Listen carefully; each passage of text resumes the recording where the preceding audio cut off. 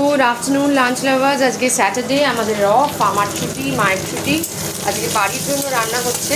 আজকে একদম সিম্পল রান্না, ভাত করা হয়েছে, তার সাথে এগ কারি হবে, ডিম ভেজে রেখেছি, একটা ডিম হালকা ভাজা রয়েছে বিকজ আমার মেয়ে কড়া ভাজা খেতে পছন্দ করে না। এদিকে আমাদের ভাতে দিয়েছি হচ্ছে আলু ভেন্ডি, ভাতে দিয়েছি। ডিমের কারি হবে, সিম্পলভাবেই হবে। পেঁয়াজটা কুচো করে নিয়েছি আজকে, তার মধ্যে একটু তেজপাতা দিয়েছি আমি, রসুন রয়েছে। এবারে আস্তে আস্তে এখানে হলুদ গুঁড়ো, লঙ্কা গুঁড়ো এগুলো দেবো, দিয়ে আমি জিনিসটা কষাবো। কষে সিম্পল, যেমন আজকে আলু দিইনি, আলু ছাড়াই ডিমের কষা হবে। পেঁয়াজ ভেজে ডিমটা করলে খেতে খুব ভালো লাগে আমার, তো পেঁপেও দিই, অনেক সময় টমেটোও দিই। আজকে কিছুই দেবো না, এটাও মায়ের থেকেই শেখা।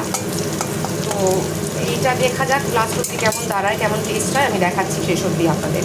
এক হাতে ভিডিও প্লাস মশলা দিতে পারবো না, তো আমি দিয়ে আবার আপনাদের দেখাচ্ছি। কষানো চলছে, এর মধ্যে আমি দিয়ে দিয়েছি হচ্ছে পেঁয়াজ ভাজা, রসুন আর তেজপাতা তো ছিলই, তার সাথে গরম মশলা, নুন, একটু চিনি, আপনার হলুদ গুঁড়ো, লঙ্কা গুঁড়ো দিয়ে এটাকে বেশ ভালো করে আগে কষাতে হবে। কষানোর পরে অল্প জল দিয়ে এটা মাখো মাখো রাখবো। অল্প জল দিয়ে তারপরে আমরা ভেজে রাখা ডিমগুলো এর মধ্যে দিয়ে দেবো। এই সময়টা খুব সুন্দর একটা রোদ্দুর আসে আমার রান্নাঘরে, জানি না কতটা আপনারা বুঝতে পারছেন।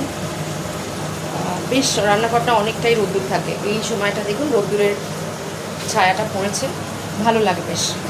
জাস্ট চিমনির আলোটা জ্বালিয়ে রান্নাঘরটা অন্ধকার করে খাবারটায়, রান্নাটায় এই আলোটা হাইলাইটেড হয়, বেশ ভালো লাগে দেখতে। রান্না প্রায় হয়ে এসেছে, এটা একটু কষবেই একদম মাখো মাখো অবস্থায় নামিয়ে দেবো। খুব টেস্টি লাগে খেতে, একটু শুকনো শুকনো হবে ব্যাপারটা, ট্রাই করে দেখবেন, ভালো লাগবে। ডান।